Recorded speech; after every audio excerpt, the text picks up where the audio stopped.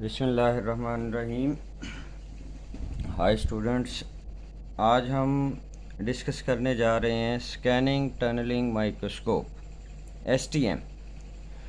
तो आज हम इसमें पढ़ेंगे, इसमें डिस्कस करेंगे ये किसने कब कैसे इन्वेंट की थी, इसका बेसिक प्रिंसिपल क्या होता है, ये क्या होती है, इसका सारी वर्किंग को हम आज डिस्कस करने जा रहे हैं। तो इसमें सबसे पहले तो आप देख सकते हैं कि स्कैनिंग टनलिंग माइक्रोस्कोप जो है this was invented by Gerd Binnig and Heinrich Rohrer. ये दो साइंटिस्ट थे IBM के। इन्होंने इसे जो है वो इन्वेंट किया था इन 1981 और ये इन्वेंट करने पर इन्हें फ़िज़िक्स में नोबेल प्राइज़ भी मिला था 1986 में। 1986 का नोबेल प्राइज़ भी इन्हें दिया गया था स्कैनिंग टनलिंग माइक्रोस्कोप इन्वेंट करने पर। तो स्कैनिंग टनलिंग माइक्रोस्कोप है क्या? It's a type of microscope used for imaging surfaces at the atomic level. कि ये इसे हम नैनो सरफेसेस को ऑब्ज़र्व करने के लिए, करैक्टराइज करने के लिए, इमेजिंग के लिए यूज़ करते हैं एट एटॉमिक लेवल। के इसे जो है हम नैनो लेवल पे, एटॉमिक लेवल पे जाके सरफेसेस को इमेज कर सकते हैं, इस मॉडिफाई कर सकते हैं, उन्हें ऑब्ज़र्व कर सकते हैं। ये देखें, इसकी रेजोल्यूशन पावर भी लिखी हुई है। इसकी लेटरल रेजोल्यूशन पावर है 0.1 नैनोमीटर, यानी ये पार्टिकल्स को अबाउट 0.1 नैनोमीटर तक के पार्टिकल्स को जो है ये स्कैन कर सकती है, ऑब्ज़र्व कर सकती है। और इसकी डेप्थ रेजोल्यूशन है 0.01 nanometre. This means that individual atoms can be imaged and manipulated because you know कि जो एटम्स होते हैं वो होते हैं 0.2 नैनोमीटर की रेंज में, जबकि ये किस रेंज तक साइज़ेस को ऑब्ज़र्व कर सकती है? ये जो है ये 0.1 नैनोमीटर की रेंज के साइज़ेस को ऑब्ज़र्व कर सकती है। तो ये तो थी कुछ जनरल बातें इसके बारे में। अब हम देखेंगे इसका बेसिक प्रिंसिपल क्या है। तो ये जो STM है, स्कैनिंग टनलिंग माइक्रोस्कोप है, actually this is based on quantum tunnelling concept. Quantum tunnelling concept पे बेस्ड है ये। और ये क्या है, इसमें होता क्या है, इसकी वर्किंग या प्रिंसिपल क्या है? तो STM works by scanning a very sharp metallic wire tip over a surface. जिस सरफेस को हम ऑब्ज़र्व कर रहे होंगे ना, ये मैं आगे एक्सप्लेन करता हूँ डायग्राम के साथ इसे।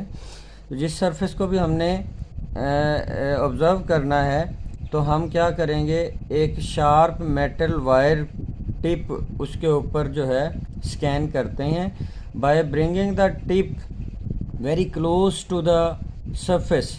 टिप को काफ़ी क्लोज रखते हैं सरफेस से, काफ़ी क्लोज करते हैं, and by applying an electric voltage between the two.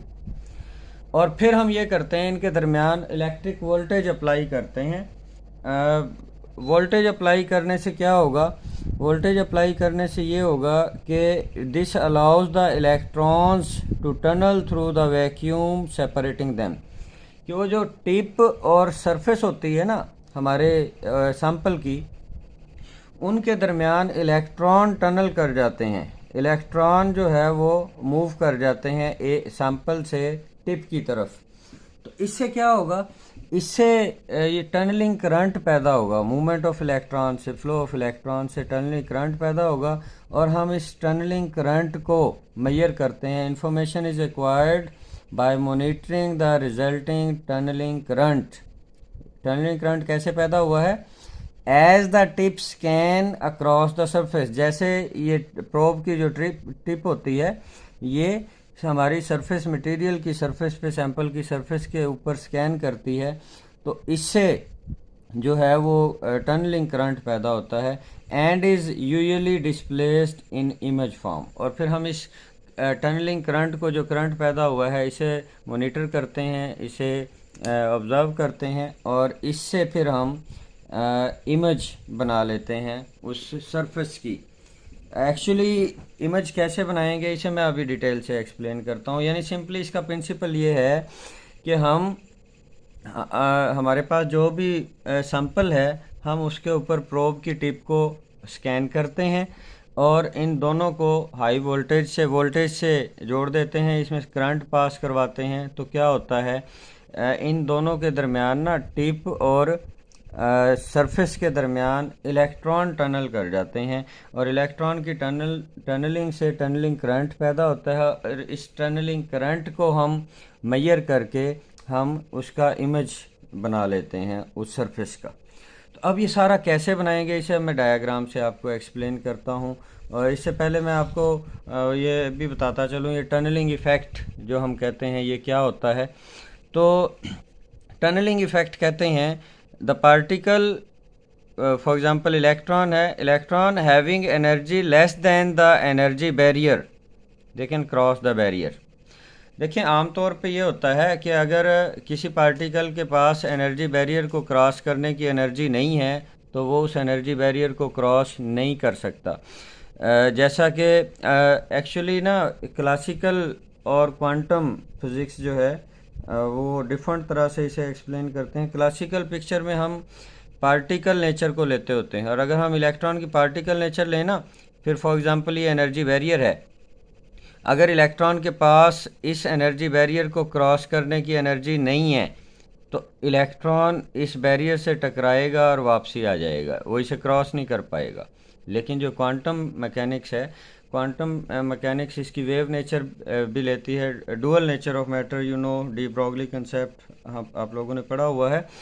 तो जब हम इसकी वेव नेचर लेते हैं ना, तो अब ये इलेक्ट्रॉन है, ये जो मैंने ये वेव सी बनाई हुई है, दिस इज़ इलेक्ट्रॉन और ये एनर्जी बैरियर है, दिस इज़ एनर्जी बैरियर।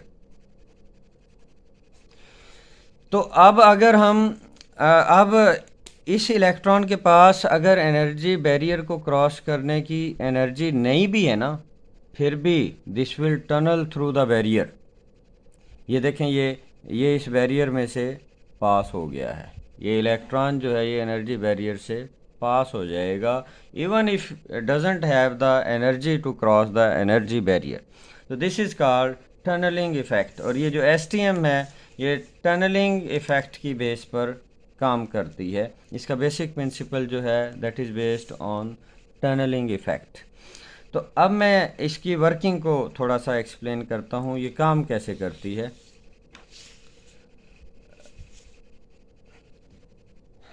अच्छा ये देखें जी, ये है instrumentation and working of STM.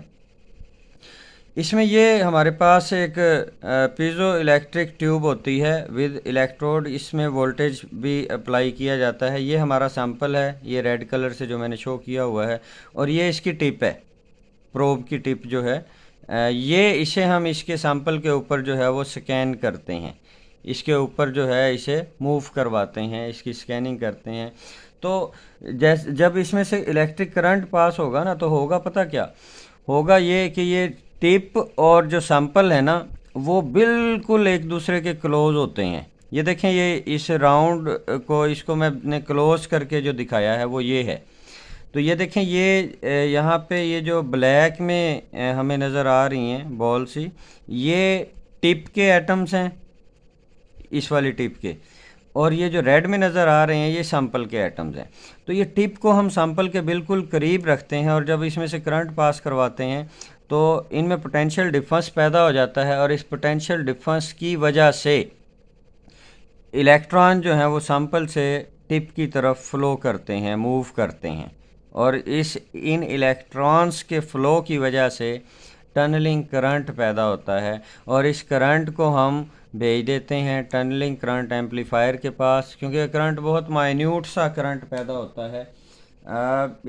वो इसे फिर हम एम्पलीफायर के पास भेज देते हैं जो इसे एम्पलीफाई करके इसे फर्दर डिटेक्शन के लिए डाटा प्रोसेसिंग डिस्प्ले में भेज देता है।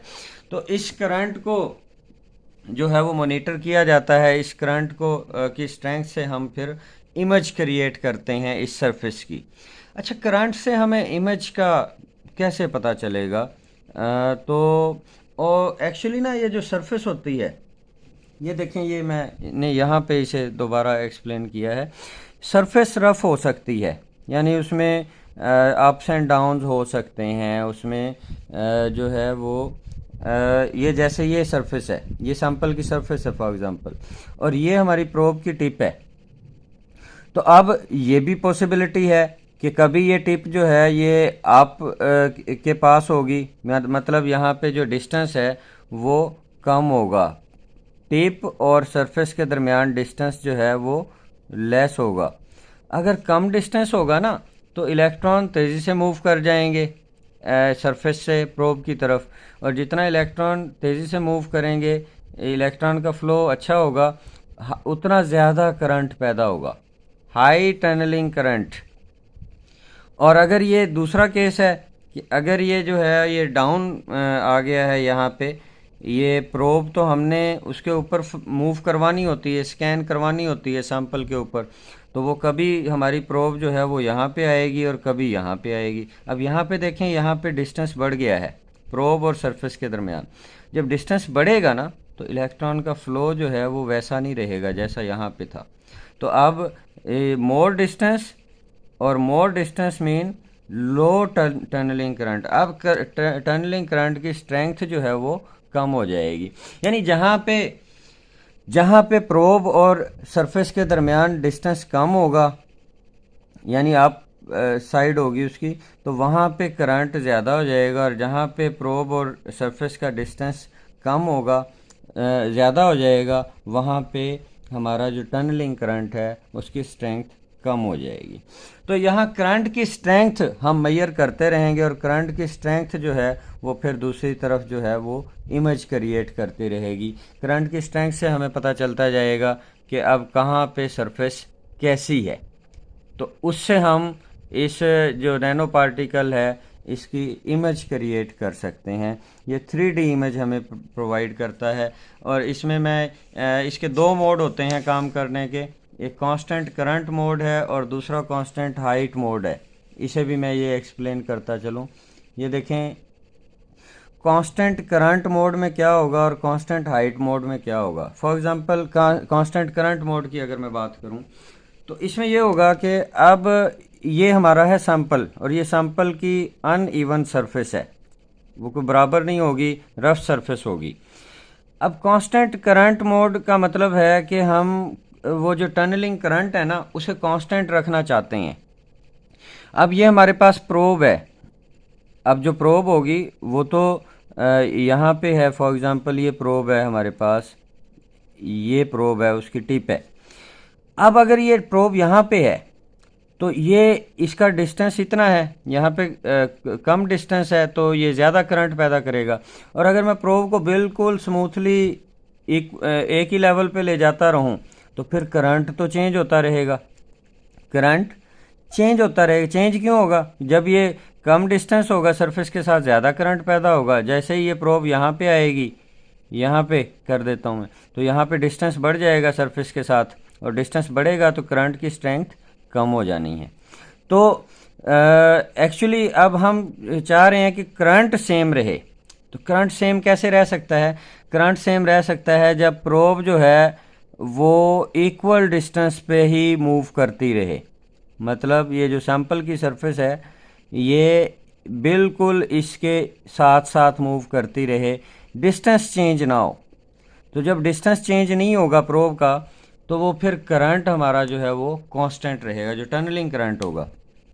तो कांस्टेंट करंट होगा तो फिर ये प्रोब जो है ये इसकी सरफेस के साथ साथ इक्वल डिस्टेंस पे मूव करेगी, जिससे ये हमें इमेज मिल जाएगा, ये इमेज क्रिएट हो जाएगा सरफेस का। तो इस तरह भी हम सरफेस का इमेज क्रिएट करवा सकते हैं। या दूसरा मोड है इसका कांस्टेंट हाइट मोड। या फिर हम ये कर लें कि जी हमारी प्रोब यहाँ पे थी, ये प्रोब थी, और प्रोब को हम कांस्टेंट हाइट पे ही लेके जाएं, प्रोब को हम सरफेस के साथ साथ मूव ना करवाएं। तो कांस्टेंट हाइट पे जब इसे मूव करवाएंगे ना तो अब हमारा जो करंट है वो कांस्टेंट नहीं रहेगा। अब जब कभी सैंपल में हाइट होगी तो वहाँ पे डिस्टेंस कम हो जाएगा, डिस्टेंस कम होगा, जैसे यहाँ पे है अब ये डिस्टेंस काफ़ी कम रह गया है, और यहाँ पे आप देखें तो ये डिस्टेंस काफ़ी बढ़ गया है। तो अगर डिस्टेंस कहीं पे कम होगा तो वहाँ पे करंट की स्ट्रेंथ ज़्यादा हो जाएगी, और कहीं पे अगर डिस्टेंस जो है वो बढ़ जाएगा सरफेस और टिप का, यानी टिप हमारी अगर यहाँ पे है, प्रोब की टिप जो है, तो फिर ये डिस्टेंस बढ़ जाएगा, और डिस्टेंस बढ़ेगा तो करंट की स्ट्रेंथ जो है वो कम हो जाएगी। तो ये जैसे जैसे करंट की स्ट्रेंथ कम या ज़्यादा होगी, उससे भी इमेज क्रिएट हो जाएगी, इस सरफेस की इमेज क्रिएट कर ली जाएगी, 3D इमेज मिलेगी हमें। हम दोनों मोड यूज़ कर सकते हैं, करंट कांस्टेंट करंट मोड भी यूज़ कर सकते हैं, कांस्टेंट हाइट मोड भी यूज़ कर सकते हैं। Both are used to develop the image of a nano surface, nano particles. तो that's all as far as STM is concern. हम नेक्स्ट लेक्चर में देखेंगे एक दूसरी माइक्रोस्कोप के बारे में, AFM के बारे में। और ये मैं आपको बताता चलूँ कि ये सब जो है, ये वीडियो जो है, ये तैयार की जा रही है under the supervision of doctor Mohammad Ali from BZU Multan. तो ये उनकी निगरानी में, उनकी सुपरविज़न में जो है, ये सारी जो है वीडियो उनकी सुपरविज़न में तैयार की जा रही है। Thank you very much. अल्लाह हाफ़िज़।